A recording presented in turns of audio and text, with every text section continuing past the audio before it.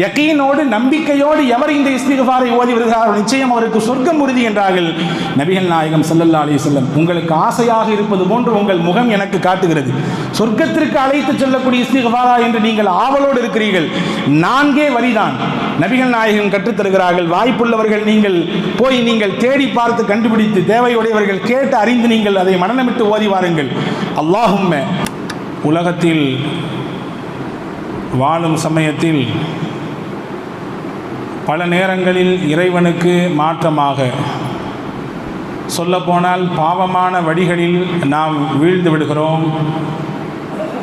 பாவமே செய்யாதவர்கள் உலகத்தில் இல்லை என்று சொல்லும் அளவிற்கு ஏதோ ஒரு கட்டத்தில் இப்பொழுது சிறப்பானவர்களாக இருக்கலாம், நம் வாழ்க்கையில் நாம் கடந்து வந்த காலங்களில் ஏதோ ஒரு நேரத்தில் தவறு இழைத்திருக்கலாம். தவறிழைப்பதும் பாவம் செய்வதும் தான் மனிதனுடைய இயல்பு. ஆதமுடைய மனிதர்கள் எல்லோருமே பாவம் செய்பவர்கள்தான் என்று நபிகள் நாயகம் ஸல்லல்லாஹு அலைஹி வஸல்லம் சொல்லிவிட்டு, பாவம் செய்பவர்களில் சிறந்தவர்கள் அல்லாஹ்விடத்திலே தங்களுடைய பாவங்களை நினைத்து வருந்தி மன்னிப்பு கேட்பவர்கள்தான் என்றும் அடையாளப்படுத்தினார்கள் நபிகள் நாயகம் ஸல்லல்லாஹு அலைஹி வஸல்லம். பாவ மன்னிப்புக்கு இஸ்லாம் வைத்திருப்பது போன்றுண்டான எளிமையான வழி எங்கேயும் கிடையாது. பாவம் மன்னிக்கப்பட வேண்டும் என்பதற்காக வேண்டி சில இடங்களுக்கு சென்று லட்சக்கணக்கிலும் கோடிக்கணக்கையும் கொண்டு போய் உண்டியலில் போட்டுவிட்டால் பாவம் போய்விடும் என்று நினைக்கிறார்கள். வேறு சிலர் வேறு ஏதாவது உணவுப் பொருட்களை வாங்கி உடைத்து விட்டால் தேங்காயோ மாங்காயோ நம் பாவங்கள் எல்லாம் கரைந்து விடும் என்று நினைக்கிறார்கள்.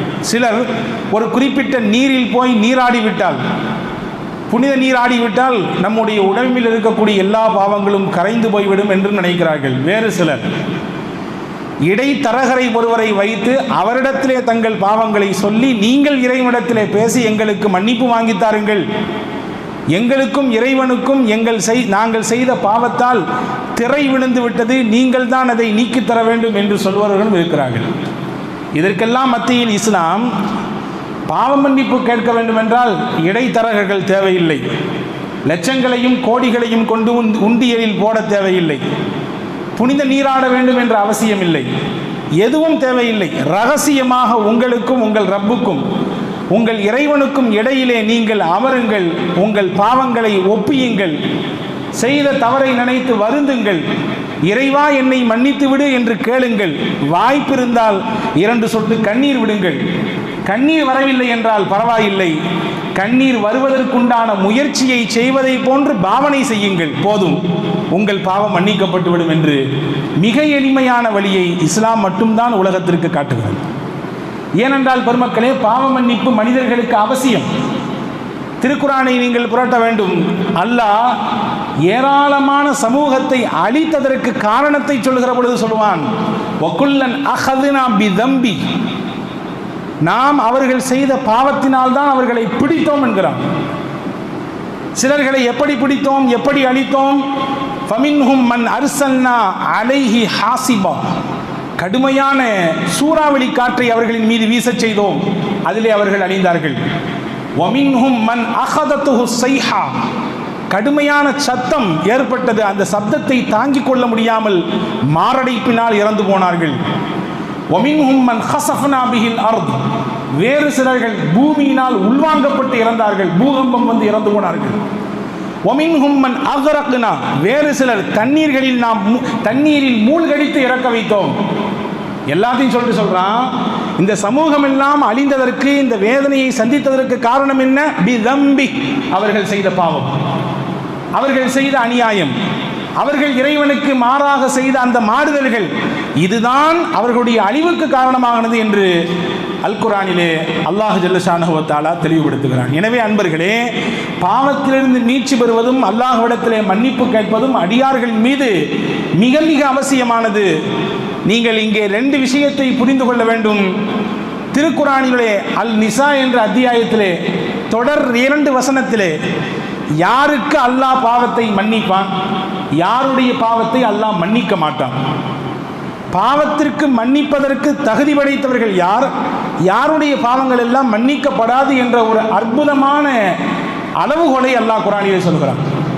இன்னம தௌபத்து அலல்லாஹி லில்லதீன யஅமலூன ஸூஅ பிஜஹாலா ثم يتوبون من قريب فاولئك يتوب الله عليهم.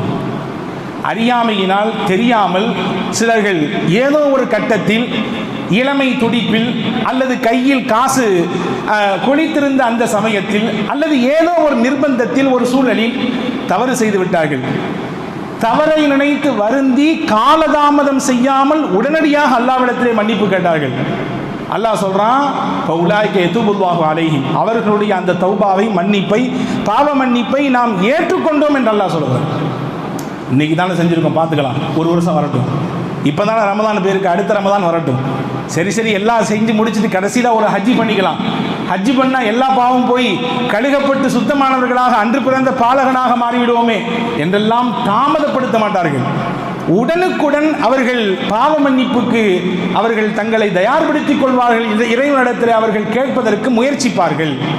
இவர்களுடைய பாவத்தை அல்லாஹ் மன்னிச்சார். அடுத்த வசனத்தில் சொல்றான், வலைசதி தௌபத்து லில்லதீன யஅமலூன ஸய்யிஆத் ஹத்தா இதா ஹலர அஹதஹுமுல் மௌத்.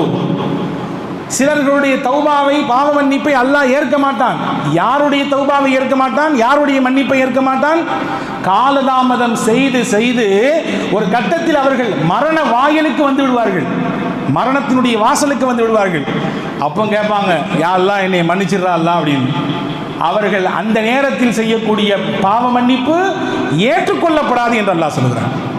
60 வருடம் 70 வருடம் எத்தனை நாட்கள் உங்களுடைய வாழ்க்கையில் வந்து போனது, எத்தனை சந்தர்ப்பங்கள் உங்களுக்கு வாய்க்கப்பட்டது, அப்பொழுதெல்லாம் கேட்காத பாவ மன்னிப்பு இப்பொழுது மரணத்தை கண்ணுக்கு முன்னால் பார்க்கிற பொழுது வருகிறதா? மரணத்தினுடைய ஓசை கேட்கிற பொழுது நாம் எழுகிறதா மன்னிப்புக்கு? இப்பொழுது உங்களுக்கு மன்னிப்பு கிடையாது. 2 நபர்களுக்கு மட்டும் மன்னிப்பு கிடையாது. யார் இறை நிராகரிப்பிலேயே மரணித்து போய்விடுகிறார்களோ அவர்களுக்கும் மன்னிப்பில்லை. கடைசியில் மரண தருவாயில், மரணத்தினுடைய வாசலிலே சக்கராத்தில் வந்து கொண்டு யார் பாவ மன்னிப்பு கேட்கிறார்களோ அவர்களுக்கும் மன்னிப்பில்லை என்று அல்லாஹ் சொல்கிறார். இப்போ அன்பிற்குரியவர்களே, பாவ மன்னிப்பு யாருக்கு உண்டு யாருக்கு இல்லை என்பதை திருக்குர்ஆனிலே அல்லாஹ் அழகாக தெளிவுபடுத்துகிறான். இப்போ மூமின்களுடைய பண்பு தங்களுடைய பாவங்களை நினைத்து வருந்த வேண்டும், அல்லாஹ்விடத்திலே மன்னிப்பு கேட்க வேண்டும். பாவ மன்னிப்பு கேட்பதன் மூலமாக 6 விதமான பலன்கள் நம்முடைய வாழ்க்கையிலே கிடைக்கும். 6 விதமான பலன்கள். எனவே தான் நபிகள் இன்னி அஸ்தக்ஃபிருல்லாஹ வ அதூபு இலை ஃபீ குல்லி யௌமின் 70 மர்ரா வ ஃபீ ரிவாயா 100 மர்ரா, ஒரு அறிவிப்பிலே வந்திருக்கிறது. நபிகள் சொல்வார்கள், ஒரு நாளைக்கு 70 முறை நான் பாவ மன்னிப்பு கேட்பேன். இன்னொரு அறிவிப்பிலே வருகிறது 100 முறை அல்லாஹ்விடத்திலே மன்னிப்பு கேட்கிறேன் என்று. ஏன் கேட்க வேண்டும்? ஏன்? எல்லா முன்பின் பாவங்களும் மன்னிக்கப்பட்ட, யக்ஃபிரு லக்கல்லாஹு மா தகத்தம மின் தம்பிஹி வ மா தஅக்கர், உங்கள் முன்பின் பாவங்கள் எல்லாம் மன்னிக்கப்பட்டு விட்டது என்று இறை தூதர் முகமது நபி ஸல்லல்லாஹு அலைஹி வஸல்லம் அன்னவர்களை பற்றி பிரகடனப்படுத்திய ரப்புல் ஆலமீன் அந்த இறுதி தூதர் தன் வாழ்க்கையில் வளமையான செயல்களில் ஒன்றாக வைத்திருக்கிறார்கள் பாவ மன்னிப்பு கேட்பதை. உம்மத்திற்கு கற்றுத்தர்றாங்க பாவ மன்னிப்பினுடைய அவசியத்தை. அல்லாஹ்விடத்திலே மீட்சி பெறுவதற்குரிய அந்த உயர்தரமான வழியை, அதனுடைய மகத்துவத்தை பெருமானார் உணர்ந்திருந்தார்கள். எனவே தான் தினசரி கேட்டார்கள். அப்படி நாம் பாவ மன்னிப்பு கேட்கிற பொழுது 6 விதமான பலன்களை நம்முடைய வாழ்க்கையில் நாம் அனுபவிக்கலாம். அதில் முதல் பலன் என்ன தெரியுமா? குர்பும் மினல்லாஹ், அல்லாஹ்வுடைய புறத்திலிருந்து நமக்கு ஒரு நெருக்கம் ஏற்படும்.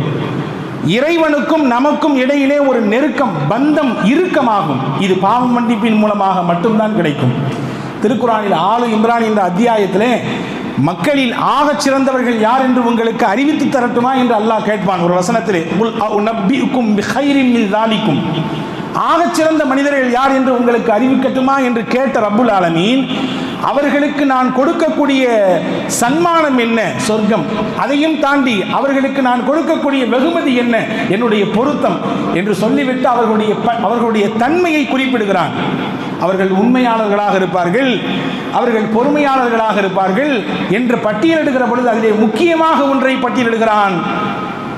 பில் அஸ்ஹார் அல் முஸ்தக்ஃபிரீன பில் அஸ்ஹார், அதிகாலை பொழுதிலே இறைவனிடத்திலே பாவ மன்னிப்பு கேட்கக்கூடியவர்களாக இருப்பார்கள், இறைவனிடத்திலே இஸ்திக்ஃபார் செய்யக்கூடியவர்களாக இருப்பார்கள். இவர்களுக்கும் எனக்கும் இறையிலே இருக்கக்கூடிய பந்தம் எப்படிப்பட்டது என்றால், அவர்கள் இந்த உலகத்தை விட்டு பிரிவதற்கு முன்பாகவே அவர்களுக்கென்று நான் எல்லா விஷயத்தையும் தயார் செய்து விட்டேன். ரெடியா இருக்குது. அவருக்கு நேரா வர வேண்டியது, உள்ள போயிட வேண்டியது. சொர்க்கம் என்பதை தாண்டி என்னுடைய பொருத்தம் அவர்களுக்கு உண்டு என்று ரப்புல் ஆலமீன் அல்லாஹ் திருக்குர்ஆனில் சொல்வார். இப்போ இறைவனுக்கும் நமக்கும் நெருக்கம் வேண்டும் என்றால் முதலாக நாம் பாவ மன்னிப்பை நம் வாழ்க்கையில் அதிகப்படுத்த வேண்டும். இரண்டாவது, உளச்சுத்தம், உள்ளம் தூய்மை அடையும். இஸ்திக்ஃபாரின் மூலமாக உள்ளத்தில் இருக்கக்கூடிய அசடுகள், அழுக்குகள், நம் உள்ளத்தில் படிந்திருக்கக்கூடிய தீய எண்ணங்கள் எல்லாம் அகற்றப்படும். நபிகள் சொல்வார்கள் தானே, ஹதீஸிலே வந்திருக்கிறது, இன்னல் அப்த இதா அதுநப தன்பன் நுக்கித்தத்து ஃபீ கல்பிஹி நுக்தத்துன் சௌதா. ஒரு தவறு செய்கிறான் ஒரு அடியான், ஒரு பாவம் செய்கிறான், ஒன்றுமில்லை வைத்துக் கொள்ளுங்கள், வெளியே போகிறார், அந்நிய பெண் தவறுதலாக தன் பார்வையிலே விழுந்து விடுகிறாள். அந்த பார்வையை கொஞ்ச நேரம் தொடர்ந்து விட்டார். ஒரு பாவம் தானே, அந்நிய பெண்ணை பார்ப்பது ஒரு பாவம் தான். பேசக்கூடாத ஒரு வார்த்தையை பேசிவிட்டார், தொடக்கூடாத ஒன்றை தொட்டு விட்டார், ஒரு பாவம். பாவம் செய்தவுடன் என்ன ஏற்படுகிறது? அவருடைய உள்ளத்திலே ஒரு கரும்புள்ளி விடுகிறது. அந்த கரும்புள்ளியை எது அழிக்கும்? லப்பரை கொண்டு, எரேசரை கொண்டு அழிக்க முடியுமா? அதை அழிக்கக்கூடிய சாதனம் எது? அல்லாஹ்வின் தூதர் சொன்னார்கள், ஃபஇன் தாப சுகில கல்புஹு. அவர் அல்லாஹ்விடத்திலே மன்னிப்பு கேட்டால், பாவ மன்னிப்பு கேட்டால், அவருடைய உள்ளத்திலே விழுந்த அந்த கரை நீங்கிவிடும், உள்ளம் சுத்தமாகிவிடும். பாவ மன்னிப்பு கேட்கல என்ன ஆகும் என்றால், ஃபஇன் ஜாத ஜாதத்து, அந்த பாவ மன்னிப்பு கேட்காமல் அப்படியே விட்டுவிட்டால் அந்த கரை விழுந்து விழுந்து ஒரு கட்டத்திலே உள்ளமெல்லாம் துரு ஏறி போய்விடும். இதை குறித்து தான் திருக்குர்ஆனில் அல்லாஹ் கல்லா பல்ரான் அலா குலூபிஹிம் மா கானூ யஃஅலூன், அவர்கள் செய்த தவறின் காரணமாக அவருடைய உள்ளமெல்லாம் துரு அடைந்து விட்டது என்று அல்லாஹ் சொல்கிறான். இப்போ பாவ மன்னிப்பினால் உள்ளத்தில் இருக்கக்கூடிய அழுக்கு, அசுத்தம் எல்லாம் நீக்கப்பட்டு உள்ளம் தூய்மை அடையும். இது இஸ்திக்ஃபாரால் கிடைக்கக்கூடிய இரண்டாவது பலன். மூன்றாவது பலன் என்ன என்றால், உலகத்திலே கவலை இல்லாதவர்கள் யாரும் இல்லை, கஷ்டம் இல்லாதவர்கள் யாரும் இல்லை, சிரமம் இல்லாதவர்கள் யாரும் இல்லை. இந்த காரியமெல்லாம் யாருக்கு இருக்கிறதோ அவர்கள் உள்ளத்தில் உறுதியாக எண்ணிக்கொண்டு இஸ்திக்ஃபார் செய்ய தொடங்குவார்களேயானால் அவர்களின் கஷ்டத்தை அல்லாஹ் நீக்குவான், அவர்களுடைய சிரமத்திற்கு மிகச்சிறந்த ஒரு தீர்வை தருவான், அவர்களுடைய சங்கடங்களை இல்லாமலாக்குவான் என்று பெருமக்கள் சொல்லித் தருகிறார்கள். நாலாவது, பாவ மன்னிப்பின் மூலமாக மனிதர்களுக்கு கிடைக்கக்கூடிய முக்கியமானது, அவர் தேடி தேடி அலையக்கூடிய ரிஸ்கை அல்லாஹ் கொண்டு வந்து கொடுப்பான். தேடி தேடி அலையக்கூடிய ரிஸ்கை நம்மை தேடி அல்லாஹ் வர வைப்பான். மழையை தேடி அழிகிறோம், மழை வேண்டும் என்று ஆசைப்படுகிறோம், அல்லாஹ் தருவான். இதையெல்லாம் தாண்டி உடலுக்கும் உள்ளத்திற்கும் ஒரு குவத்தை, ஒரு சக்தியை அல்லாஹ் தருவான். சாலிஹ் இஸ்லாம், ஹூத் அலைஹிஸ்ஸலாம் தன்னுடைய கூட்டத்தை பார்த்து சொன்னார்கள், யா கௌம் இஸ்தக்ஃபிரு ரப்பக்கும் சும்ம தூபு இலைஹி யுர்சிலிஸ் ஸமா அலைக்கும் மித்ராரா. என்னுடைய சமூகமே, இறைவனிடத்தில் நீங்கள் இஸ்திக்ஃபார் செய்யுங்கள், பாவ மன்னிப்பு கேளுங்கள். உங்கள் பாவ மன்னிப்பு ஏற்றுக்கொள்ளப்பட்டு விட்டால் அல்லாஹ் மழையை கொடுப்பான். மட்டுமல்ல, உங்கள் உடலுக்கு தாக்கத்தை தருவான், சக்தியை தருவான். ஒரு குறிப்பிட்ட வயதிற்கு பிறகு நம்முடைய சக்தியை, பலத்தை நாம் இழந்து விடுகிறோம். ஒரு சில கட்டங்களிலே நாம் நம்முடைய உடலுடைய திரகாத்திரம் வேண்டும் என்று ஆசைப்படுகிறோம், உடல் ஒத்துழைக்க மறுக்கிறது. ஆனால் இஸ்திக்ஃபார் செய்வதை வளமையாக்கி கொள்ளக்கூடியவர்களுக்கு அல்லாஹ் உடலிலும் சக்தியை தருவான், உள ரீதியாகவும் சக்தியை தருவான் என்பதாக சொல்கிறார்கள். அப்ப நாலாவது விஷயம், நமக்கு இறைவன் சக்தியை தருவதோடு ரிஸ்கை கொண்டு வந்து நமக்கு தருவான், நமக்கு தேவையான மழையை அந்தந்த காலகட்டத்திலே கொடுப்பான். இது இஸ்திக்ஃபார் மூலம் கிடைக்கக்கூடிய நாலாவது பலன்.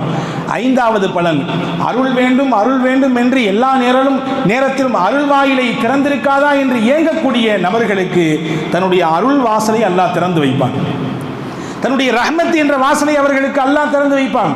சாலிஹ் அலைஹிஸ்ஸலாம் தன் கூட்டத்தாரை பார்த்து சொன்ன வார்த்தையை திருக்குர்ஆன் பதிவு செய்கிறது, யா கௌமி லிம தஸ்தஅஜிலூன பிஸ்ஸய்யிஅதி கப்ல ஹஸனா. நன்மையை விடுத்து ஏன் தீமையை செய்வதற்கு இப்படி போட்டி போடுகிறீர்கள், முந்துகிறீர்கள்? லவுலா தஸ்தக்ஃபிரூனல்லாஹ லஅல்லக்கும் துர்ஹமூன். இறைவனிடத்திலே உங்களுடைய கடந்த கால பாவங்களை நினைத்து வருந்த வேண்டாமா? அப்படி நீங்கள் வருந்தி மன்னிப்பு கேட்டால் இறைவன் உங்களுக்கு அருளை கொடுப்பானே என்று அல்லாஹ் சொல்கிறார். இப்போ அருளை பெறுவதற்கு மிக முக்கியமான வழி, மிக முக்கியமான பாதை பாவ மன்னிப்பு. ஆறாவது, நமக்கு இனி ஏற்பட இருக்கக்கூடிய முசீபத்துகள், ஆபத்துகள், சோதனைகள் எல்லாவற்றையும் தடுத்து நிப்பாட்டக்கூடிய கேடயமாக இஸ்திக்ஃபார் இருக்கிறது. முன்னாடி சொன்னது கவலை, கஷ்டம், முன்னாடி ஏற்பட்டதெல்லாம் நீங்கிறதுக்கு. இனிவரும் காலங்களில் இதுபோன்றுண்டான சோதனைகள், பலாய்கள், முசீபத்துகள், ஆபத்துகள் எல்லாவற்றையும் தடுத்து நிப்பாட்டும் கேடயம் இஸ்திக்ஃபார். நபிகள் நாயகத்தினுடைய காலத்தில் அபு முர்ஸா அஷ்அரி ரலியல்லாஹு சொல்கிறார்கள், வரலாற்றில் வந்திருக்கிறது தானே, சூரிய கிரகணம் ஏற்படுவதற்குரிய அந்த நேரம் நெருங்குகிறது. நபிகள் பதட்டமடைந்து வெளியே வருகிறார்கள். வெளியே வந்து பார்த்தால் எல்லோருடைய முகத்திலும் ஒரு விதமான பயம் தொட்டி கொண்டிருக்கிறது. ரசூல் ஸல்லல்லாஹு அலைஹி வஸல்லம் எல்லாத்தையும் ஒரு இடத்துல அழைச்சாங்க, உட்கார வச்சாங்க, திக்ர் செய்யுங்கள் என்று சொன்னார்கள், அல்லாஹ்விடத்திலே பாவ மன்னிப்பு கேளுங்கள் என்று சொன்னார்கள். நீண்ட நேரம் தொழுதார்கள், கியாம், ருக்கு, சஜிதா, நீண்ட நேரம் தொழுகை முடிந்துவிட்டு சொன்னார்கள், இதுபோன்றுண்டான கிரகண சமயங்களிலே இறைவனுடைய கோப பார்வை மனிதர்கள் மீது திரும்பி விடாமல் இருப்பதற்கு நீங்கள் என்ன செய்ய வேண்டும்? இறைவனை நினையுங்கள், இறைவனை திக்ர் செய்யுங்கள், உங்களுடைய பாவத்தை நினைத்து வருந்தி அல்லாஹ்விடத்திலே மன்னிப்பு கேளுங்கள், அந்த கிரகணத்தை அல்லாஹ் நீக்கி விடுவான் என்றார்கள். இப்போ ஒரு ஆபத்து வரக்கூடியது, அதை தடுத்து நிப்பாட்ட வழி என்ன என்பதை காட்டுகிற பொழுது நபிகள் நாயகம் இஸ்திக்ஃபாரை, பாவ மன்னிப்பை முதன்மைப்படுத்துகிறார்கள் என்று சொன்னால், நம் வாழ்க்கையிலும் ஆபத்துகள் முசீபத்துகள் வராமல் இருக்க நாம் இந்த இஸ்திக்ஃபாரை நம்முடைய வாழ்க்கையில் வளமையாக்கிக் கொள்வோமேயானால் நிச்சயம் பெரும் பெரும் ஆபத்துகளிலிருந்து நாம் பாதுகாக்கப்படுவோம் என்பதுதான் இந்த நிகழ்ச்சிகள் நமக்கு சொல்லித்தரக்கூடிய விஷயம். ஆக இந்த 6 விதமான பலன்கள் இஸ்திக்ஃபார் மூலமாக இந்த சமூகத்திற்கு அல்லாஹ் தருகிறான் என்று பெருமக்கள் நமக்கு சொல்லித் தருகிறார்கள். அன்பர்களே, ஒரு மிகச்சிறந்த இஸ்திக்ஃபாரை நான் உங்களுக்கு சொல்லித் தருகிறேன். வாய்ப்பு இருந்தால் நீங்கள் அதை மனனம் செய்து தினசரி ஓதி வாருங்கள். நபிகள் சொன்னார்கள், நான் பின்னால் சொல்ல இருக்கக்கூடிய இந்த இஸ்திக்ஃபாரை எவர் ஒருவர் காலையில் ஓதுகிறாரோ அன்று மாலைக்குள் அவருக்கு மரணம் என்று இருக்குமேயானால் அவர் மரணம் அடைந்ததற்கு பிறகு நேரடியாக சொர்க்கத்திற்கு போவார். எவர் மாலையில் இந்த இஸ்திக்ஃபாரை ஓதுகிறாரோ அவருக்கு அன்றைய இரவு மரணம் என்றிருந்தால் அல்லது மறுநாள் அதிகாலையில் மரணம் என்றிருந்தால் மரணப்பட்டால் நேரடியாக சொர்க்கத்திற்கு போவார். யகீனோடு நம்பிக்கையோடு எவர் இந்த இஸ்திக்ஃபாரை ஓதி வருகிறாரோ நிச்சயம் அவருக்கு சொர்க்கம் உறுதி என்றார்கள் நபிகள் நாயகம் ஸல்லல்லாஹு அலைஹி வஸல்லம். உங்களுக்கு ஆசையாக இருப்பது போன்று உங்கள் முகம் எனக்கு காட்டுகிறது. சொர்க்கத்திற்கு அழைத்து செல்லக்கூடிய இஸ்திக்ஃபாரா என்று நீங்கள் ஆவலோடு இருக்கிறீர்கள். 4 வரிதான் நபிகள் நாயகம் கற்றுத் தருகிறார்கள். வாய்ப்புள்ளவர்கள் நீங்கள் போய் நீங்கள் தேடி பார்த்து கண்டுபிடித்து தேவையுடையவர்கள் கேட்டு அறிந்து நீங்கள் அதை மனனமிட்டு ஓதி வாருங்கள். அல்லாஹும்ம அன்த ரப்பி லா இலாஹ இல்லா அன்த خلقتني انا عبدك وانا على عهدك ووعدك ما استطعت اعوذ بك من شر ما صنعت ابوء لك بنعمتك علي وابوء لك بذنبي فاغفر لي فانه لا يغفر الذنوب الا انت. 4 வரிதான். இந்த இஸ்திக்ஃபாருக்கு பெயர் தான் சையதுல் இஸ்திக்ஃபார். இஸ்திக்ஃபாருக்கெல்லாம் தலை இதுதான். இதை யார் பிடித்துக் கொள்கிறாரோ நிச்சயம் அவருக்கு சொர்க்கம் உறுதி என்று நபிகள் நாயகம் ஸல்லல்லாஹு அலைஹி வஸல்லம் சொல்கிறார்கள். எத்தனையோ வரிகளை நாம் மனனமிட்டுக் கொள்கிறோம், எத்தனையோ விஷயங்களுக்காக வேண்டி நேரம் எடுத்து அதிலே கவனம் எடுத்து அதை உள்வாங்கிக் கொள்கிறோம், அதை செயல்படுத்த முனைகிறோம். நம்மை இந்த உலகத்திலிருந்து நேரடியாக சொர்க்கத்திற்கு கையை பிடித்து அழைத்து செல்லக்கூடிய ஒரு மாபெரும் பொக்கிஷத்தை உங்கள் கைகளில் நான் இப்பொழுது ஒப்படைத்திருக்கிறேன். சையதுல் இஸ்திக்ஃபார் கூகுளிலே போய் நீங்கள் சர்ச் செய்து பாருங்கள், அது உங்களுக்கு கிடைக்கப்படும். எடுத்து மனனமிடுங்கள், மனனமிட்டு தினசரி ஓதி வாருங்கள். வல்ல ரஹ்மான் அல்லாஹ் நாம் செய்த எல்லா பாவங்களையும் மன்னித்து அவனுக்கு பிடித்தமான உயர்ந்த நல்லடியார்கள் கூட்டத்தில் உங்களை